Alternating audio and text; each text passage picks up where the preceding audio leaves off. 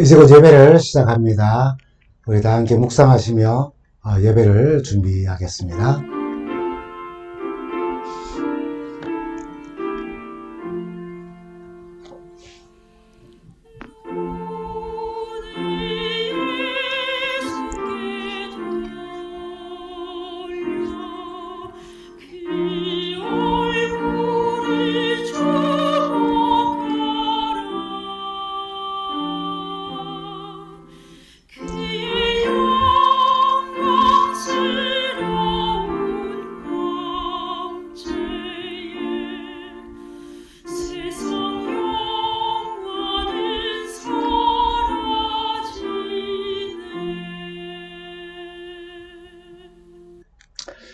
성도 여러분 안녕하십니까?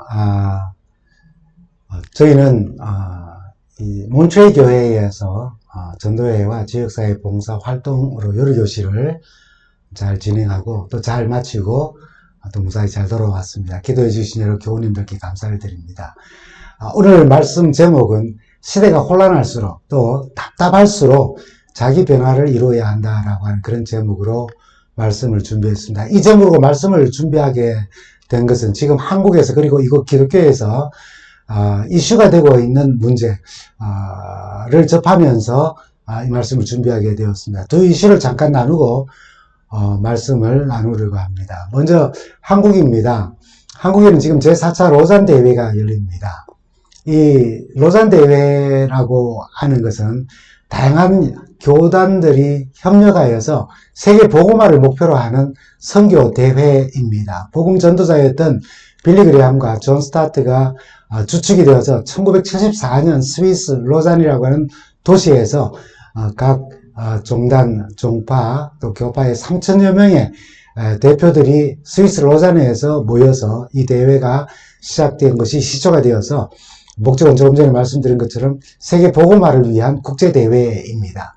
1974년 스위스 로잔에서 첫 해로 열렸고 1989년에 필리핀 마닐라에서 그리고 2010년 남아프리카 공화국 케이프타운에서 그리고 2024년 제4차 이 대한민국 인천에서 9월 22일부터 28일까지 50주년 기념대회가 열립니다.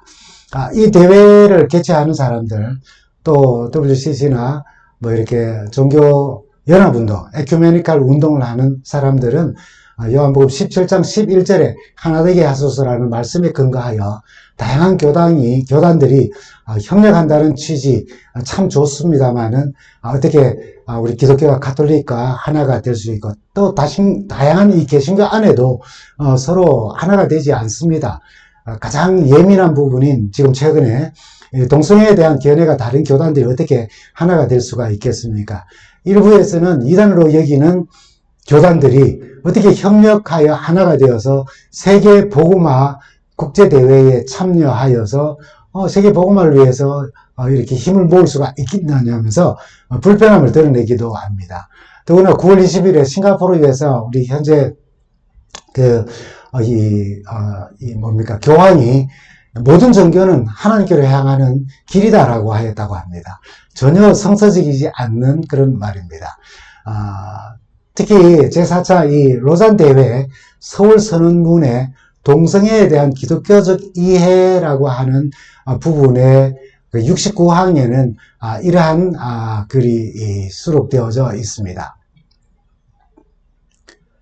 우리는 동성애에게 매력을 느끼는 기독교인들의 무지와 편견으로 인해 많은 지역교회에서 도전에 직면하며 그 결과 기독교 공동체 내에서 차별과 불의를 겪어왔다는 사실을 인식하고 있다. 이해할 만합니다.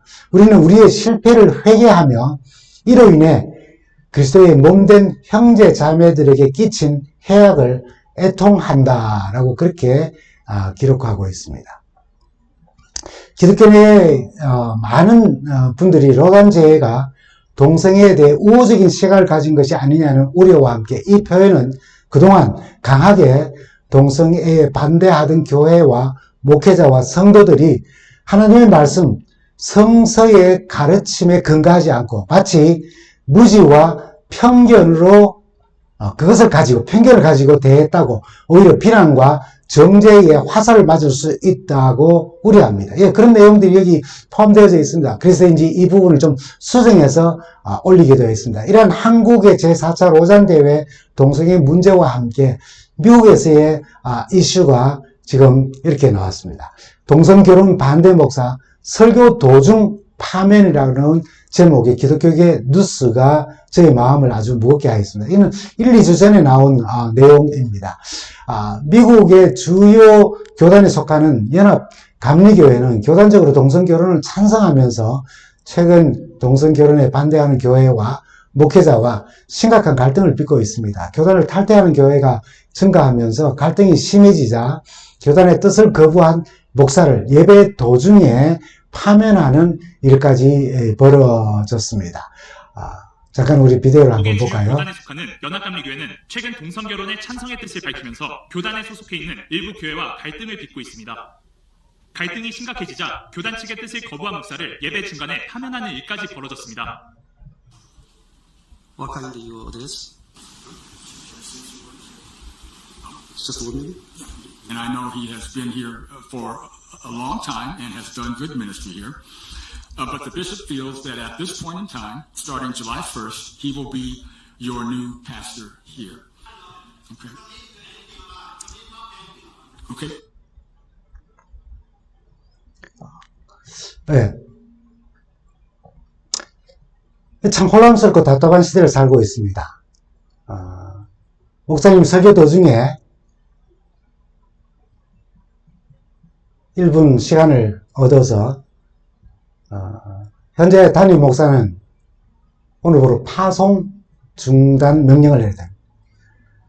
파송 중지라고 하는 것은 교단에 파송하지 않겠다는 겁니다. 그러니까 파이어된 거죠.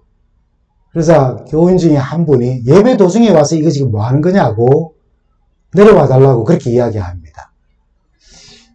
답답하고 불안하고 뭔가 속 시원한 하늘의 음성이 이럴 때쯤에 한번 들렸으면 하는 그런 생각들이 듭니다. 예수님 당시에도 상황은 지금과 다르지만은 유대인들은 열강의 압제를 받으면서 어쩌면 하늘의 음성, 지금 귀에 들리고 눈에 보이는 표적을 통해 어쩌면 안정감을 찾으려고 했는지 모릅니다. 그러나 그 요청은 그들의 불신을 드러내는 거였어요. 하늘의 음성은 하나님의 뜻과 또 믿음을 위한 표적들은 성서에 잘 담겨져 있습니다. 그래서 표적을 구하는 서기관과 바리새인들을 향해서 예수님은 이렇게 책망을 하시죠. 지금 우리의 심령 속에 우리 예수님께서 하시는 말씀과 같다고 저는 생각을 하고 이 말씀을 준비하게 되었습니다. 마태복음 12장 38절에서 39절에 있는 말씀입니다. 그때 서기관과 바리새인 중 몇 명이 말하기를 선생님이여 우리에게 표적 보여주시기를 원하나이다. 예수께서 대답하여 이르시되 악하고 음란한 세대가 표적을 구한다고요. 책망을 하셨습니다. 여기에 표적이라고 하는 말, 세메이온이라고 하는 말은 어떤 사람을 알아볼 수 있는 눈에 보이는 표시, 사인입니다. 예를 들면 마태복음 26장에서 배신자가 된 유다가 누가 예수인지를 알리기 위해서 그에게 입맞춤 할 때의 그 입맞춤이 사전 합의한 표시 혹은 표적인 것입니다. 사인인 것입니다. 혹은 누가복음 2장에 보면 갓 태어난 구세주임을 알려주는 표시로서 말구유라고 하는 단어가 나옵니다. 하나님께서 보내신 구세주 혹은 선지자임을 확정해주는 기적들을 가리키기도 하지요. 이 표적이라는 말은 세메이온이라고 하는 말, 지팡이로 뱀을 변하게 한 기적이 한 예입니다. 그리고 10재앙들이 바로 하나님의 역사하심에 대한 표적이었습니다. 그리고 오늘 본문에서 예수님은 하늘로서 또는 하나님으로부터 오는 표적을 행하라고 유대인들이 지금 서기관과 바리새인들이 요구하는 것입니다. 이 요구는 단지 패역한 세대의 믿음의 결핍을 보여주는 모습이었죠. 그렇다면 표적을 구하는 것이 잘못인가? 그렇지는 않습니다. 사사기 6장에 보면 기드온이 표적을 구했습니다. 미디안과의 전쟁을 앞두고 하나님께 표적을 구했지요. 전쟁에 이기기를 원하시고 이 전쟁에 함께 하신다면은 양털무치에만 밤새 이슬이 내리고 딴 데는 내리지 않도록 또 반대로도 요청했고 하나님은 그 요구에 응답하셨습니다. 예수님도 공생의 기간에 많은 이적과 기사 표적을 보이셨어요. 병자를 고치시고 오병이어로 5,000명을 먹이시고 죽은 자도 살리셨어요. 이것이 바로 예수님께서 하늘로부터 오신 분이라는 것, 그리고 그는 메시아이시며 구세주라고 하는 것. 그 모든 것을 표적으로 보여주셨습니다. 그런데도 예수님께 표적을 구하는 서기관과 바리새인들, 그들을 향해서 예수님께서는 악하고 음란한 세대라고 하셨죠. 지금 우리에게도 지금 이런 상황들이 하나님의 음성이 한번 들려지고 하나님의 모습이 잠깐이라도 어디 한번 나타났으면 좋겠다는 생각이 들 수 있습니다. 그러나 그런 표적을 구하는 그들을 향하여 음란한 세대라고 이야기했어요. 이유가 뭘까요? 주님은 그들의 신앙을 잘 알았습니다. 외적인 현상만을 구하는 그들이었어요. 말씀을 듣고 회개하며 말씀에 순종하고자 하는 마음가짐은 하나도 없었습니다. 그래서 예수님은 자신을 살피는 회개가 사라진 세대, 말씀에 순종하는 마음을 잃어버린 세대에 표적을 구하는 것에 대하여 음란한 세대라고 경고하신 거예요. 예수님은 그 많은 표적들 중에 이어서 마태복음 12장 40절과 42절에 두 가지 예를 들어서 우리에게 말씀을 하셨어요. 우리가 잘 아는 내용이죠. 한 가지는, 첫째는 마태복음 12장 40절에서 41절에 있는 말씀입니다. 요나가 밤낮 사흘 동안이라고 했어요. 그리고 뒤에 나가면은 니느웨 사람들이 요나의 전도를 듣고 회개하였다라고 하는 사실, 이것을 들어서 하나의 표적이라고 이야기합니다. 주님은 요나서 1장 1절에서 2장 10절까지 나오는 요나의 과거 바닷속 경험과 예수 자신의 미래적 십자가 죽음 및 부활 사건을 비교하심으로 요나의 경험은 곧 예수의 땅속 3일간의 묻힘, 죽으심으로 그 후 부활하신 그 표적으로 미래의 사건을 예시하시며 알려주셨습니다. 두 번째는 과거적 사건으로 요나의 사명, 그 복음을 전한 사명을 다하자 니느웨 백성들이 회개하고 삶의 변화를 일으켰다는 거예요. 그들의 모습을 보면서도 너희들은 변화되지 아니하고 표적만 또 구하느냐고 책망하신 거예요. 니느웨 백성들은 어땠습니까? 요나가 물고기 뱃속에서 회개는 하였지만 여전히 원수에 대한 미운 마음으로 하나님의 말씀을 전하였음에도, 회개하지 않아서 죽었으면 좋겠다는 마음으로 전하였음에도 불구하고 이방인인 니느웨 백성들은 왕으로부터 하나님의 말씀을 듣고 반응하며 회개하였습니다. 이것이 하나의 표적이라는 거예요. 복음의 능력이라는 겁니다. 이것이 바로 예수 그리스도의 살아계신 하나님의 아들로서 이 땅에 오신 증거라는 거예요. 그리고 이어서 또 한 사건을 통해 표적을 나타내십니다. 남방 여왕이 그 솔로몬의 지혜로운 말을 들으려고 땅끝에서 왔다는 것이 하나의 표적이라고 이야기합니다. 주님의 책망에 대해 요나의 표적은 우리가 잘 압니다. 주님이 회개도 없고 말씀에 순종하려는 마음가짐도 없이 외적인 현상만의 표적을 구하는 그들에게 솔로몬의 지혜로운 말을 듣기 위해서 남방에서 온 여왕의 예를 든 것은 그들뿐 아니라 오늘 우리에게도 큰 교훈과 울림을 우리 마음속에, 깨달음을 우리 마음속에 주십니다. 여기에 언급된 남방 여왕은 열왕기상 10장에 나오는 스바의 여왕을 말합니다. 많은 분들이 솔로몬과 시바라는 그런 제목의 영화로 이 스바의 여왕을 기억할 것입니다. 스바는 남부 아라비아에 있는 오늘날 예멘 지역을 가리키는 것으로 봅니다. 이 여왕은 솔로몬의 지혜를 듣기 위하여서 무려 2000km가 되는 먼 거리를 찾아왔어요. 방금 읽은 이 마태복음 12장 42절에 그가 솔로몬의 지혜로운 말을 들으려고 땅끝에서부터 왔다라고 그렇게 이야기를 했어요. 당시 교통 발달 수준에 의하여 이 성경의 표현을 보면은 땅끝에서 온 거예요.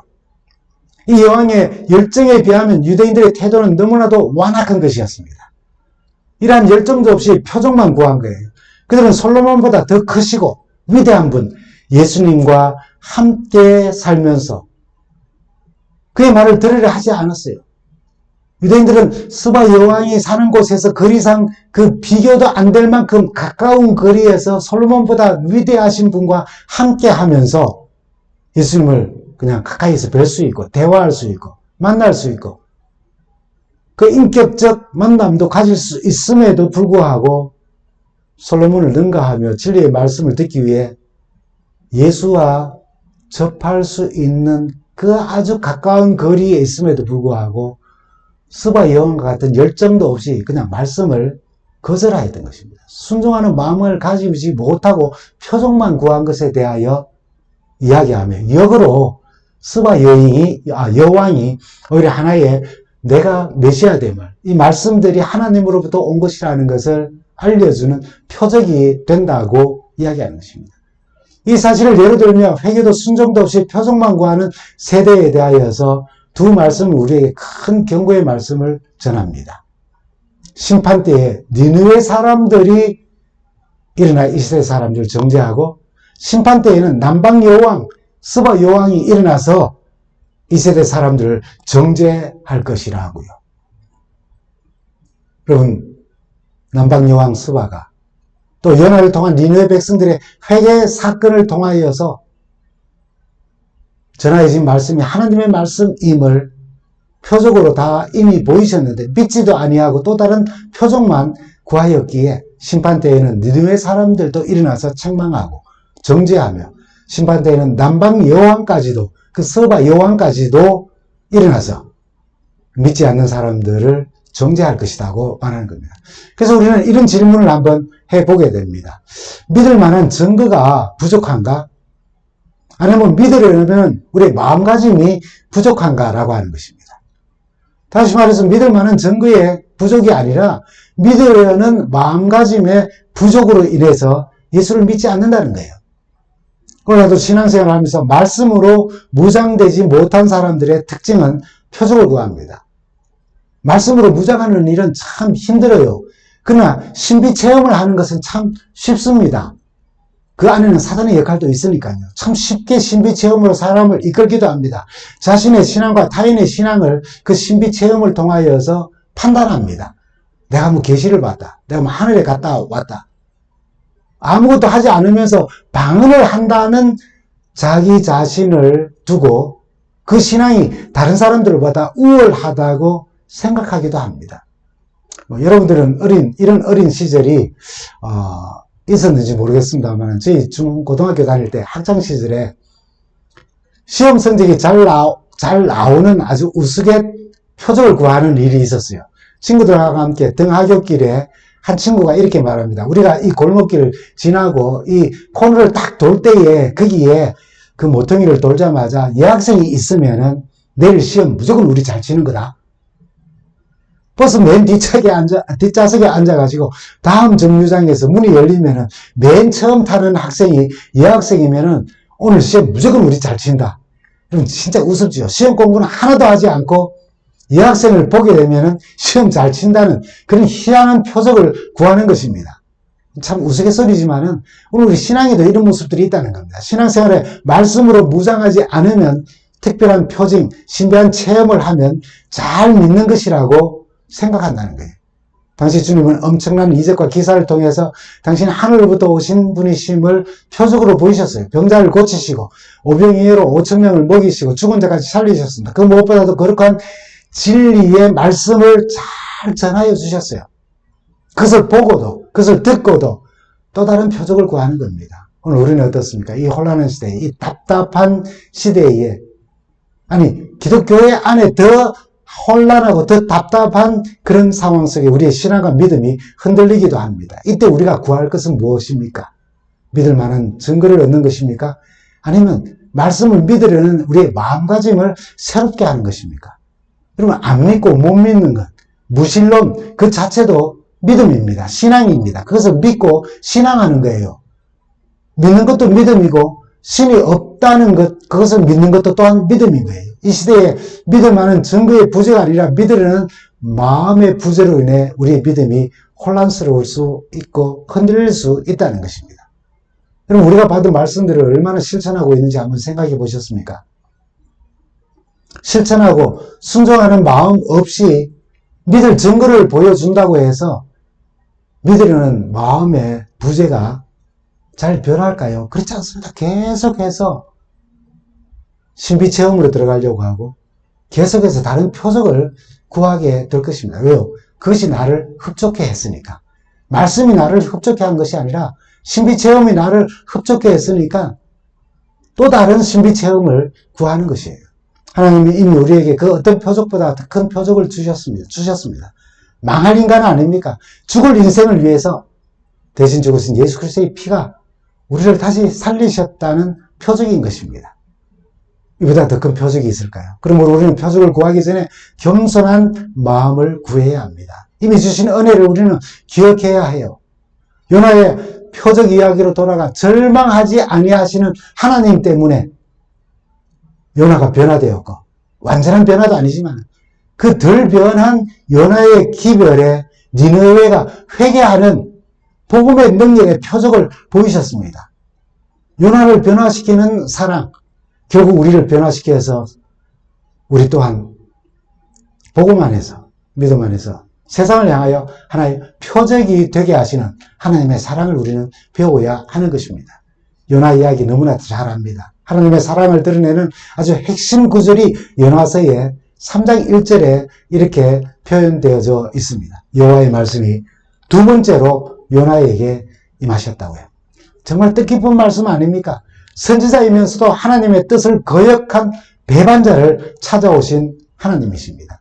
하나님은 선지자 요나에게 원수의 나라 니느웨 성으로 가서 40일 후면은 하나님의 심판을 받고 멸망한다고 외쳐서 회개시키라고 명령하셨습니다. 선지자는 칭호와 맡겨진 사명조차 부끄럽게도 하나님의 명령을 받고 가기 싫어서 다른 성을 곧 다시스로 가는 배를 탔습니다.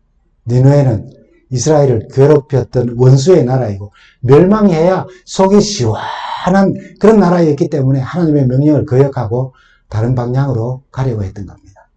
그래서 하나님은 큰 풍랑을 일으켜서 결국 요나를 바다에 집어 던졌는데 큰 물고기를 준비했다가 꿀떡 삼켜서는 니느웨 성에다가 이 물고기가 요나를 갖다 토해버렸습니다.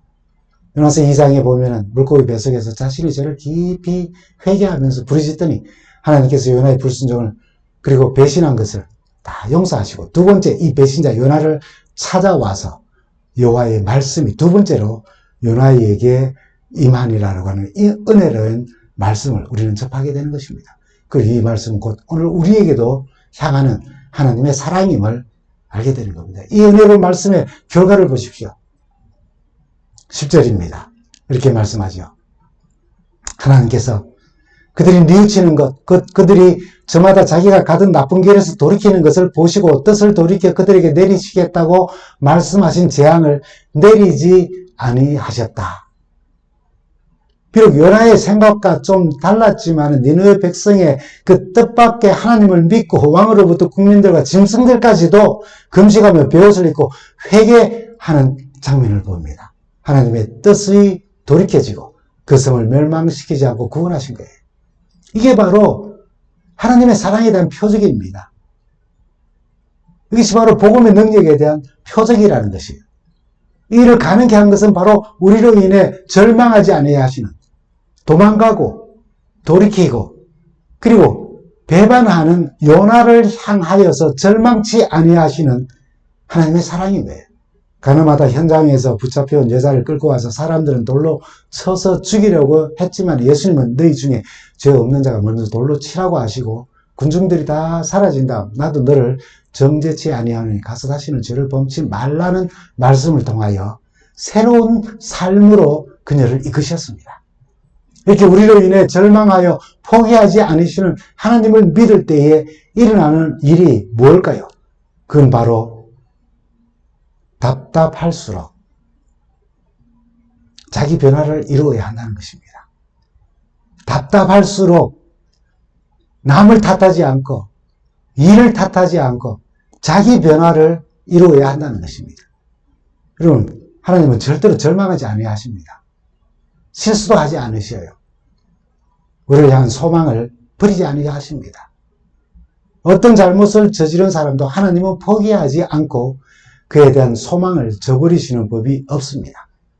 베드로서 3장 9절에 우리에게 이렇게 말씀하시죠. 어떤 이들이 생각하는 것과 같이 주님께서는 약속을 더디 지키시는 것이 아닙니다. 도리어 여러분을 위하여 오래 참으시는 것입니다. 하나님께서는 아무도 멸망하지 않고 모두 회개하는 데 이르기를 바라십니다. 그런데 우리가 이 말씀은 예수님의 재림이 지연되는 이유에 대한 답으로 사용하고 그 대상은 불신자들이라고 생각합니다. 그래, 이게 베드로가 말하는 여러분을 위하여 오래 참으시는 하나님을 이야기할 때 그 여러분은 바로 나인 것입니다. 아무도 멸망치 않기를 바라시며 오래 참으시는 하나님을 베드로는 만났습니다. 그 하나님을 지금 소개하는 것입니다. 그것이 바로 하나님이심에 대한 표적임을 이야기하고 있어요. 베드로는 다 주를 버릴지라도 죽을지언정 주님을 절대로 배반하지 않겠다고 장담을 했지만은 예수님이 빌라도 법정에서 매를 맞고 침뱉음을 맞고 뺨을 맞으며 고통을 당하실 때에 한 소녀가 와서 예수님과 일당이라고 하자 베드로는 3번이나 부인하면서 주님을 저주까지 하였습니다. 그러나 예수님은 부활하신 후에 갈릴리 바다에서 고기를 잡는 베드로를 찾아가셔서 마치 요나에게 2번째 임하셔서 말씀하신 것처럼 네가 수제자로서 나를 배신할 수가 있냐고 책망하지 않으셨어요. 괘씸한 놈이라고 말씀하지 않으셨어요. 죽을지언정 나를 배신하지 않겠다고 하는 네가 그 작은 계집종 아이 말 한마디에 나를 3번 부인하고 그뿐만 아니라 나를 저주까지 할 수 있겠냐고 이런 말씀하지 않으셨어요. 내 양을 먹이라고요. 나를 사랑하느냐? 내 양을 먹이라고 그렇게 말씀하셨습니다. 하나님은 절망하시는 법이 없습니다. 오래 참으시고 그래서 기다리시는 겁니다. 어떤 잘못을 저지른 사람도 하나님은 포기하지 않으시고 그에 대한 소망을 저버리는 법이 없으셔요. 그것이 바로 우리에게 임할 때에 우리 또한 스와 여왕처럼 요나의 삶처럼 예수님을 대신하여 하나의 표적으로서 이 땅을 향하여 하나님의 하나님 되신 예수님의 구세주 되신 성령께서 우리를 인도하시는 것에 대한 하나의 표적을 삼을 수가 있게 되는 것입니다. 남방 여왕 스바의 열정을 생각하고 요나가 회개는 하였지만 여전히 원수에 대한 미운 마음으로 하나님의 말씀을 전하였지만 니느웨 백성들의 회개와 돌이킴을 우리가 기억한다면 믿을 만한 증거의 부족함이 아니라 믿으려는 마음의 부족으로 인한 우리의 신앙의 흔들림이 아닌지 우리는 한번 우리 자신을 더 깊이 살펴보아야 할 것입니다. 그리고 우리의 그런 모습에 실망치 아니하시고 절망치 아니하시고 2번, 3번, 4번 끊임없이 만나시고 격려하시며 말씀을 주시고 변화를 이루시는 하나님은 참 좋은 분이세요. 그러므로 시대가 혼란할수록 내 마음이 답답할수록 좌절되고 힘들수록 나의 좌절에 하나님이 좌절치 아니하시고 함께하시고 역사하시는 그 사랑에 의하여 우리는 자기 변화를 이루어 가야 하는 것입니다. 여러분, 죄인인 우리를 위해서 하나님 당신의 아들을 희생시키셨어요. 이보다 더 큰 기적과 표적은 없는 것입니다. 우리를 위한 하나님의 사랑에 대해 이보다 더 분명하고 큰 표적은 정말로 없는 것입니다. 되림 있는 우리를 위해 성경을 또한 주셨어요. 그 성경에 상세하게 우리에게 행하신 놀라운 일들을 보이셨습니다. 주신 은혜를 곰곰이 생각해 보십시오. 잔잔한 주님의 사랑이 우리를 포근하게 감싸 덮을 것입니다. 성경을 펼치고 조용히 말씀을 묵상하십시오. 하나님께서 우리를 위하여서 행하신 일들을 선명하게 볼 것입니다. 예수님은 이 표적에 대한 이야기를 하시면서 누가복음 11장 28절에 먼저 중요한 진리를 먼저 말씀하시고 표적을 구하는 세대를 경고하셨어요. 누가복음 11장 28절에 있는 말씀입니다. 예수께서 저에게 이르시되 하나님의 말씀을 듣고 지키는 자가 복이 있느니라 하시니라. 우리가 표적을 구하기 전에 주님의 말씀을 잘 듣고 순종하며 어떤 답답한 상황에서도 2번, 3번 우리를 찾아오셔서 말씀하시는 하나님의 사랑에 반응하며 믿음이 흔들리지 않고 자기 변화를 이루며 다시 오시는 우리 주님을 뵙게 되기를 간절히 바랍니다. 감사합니다.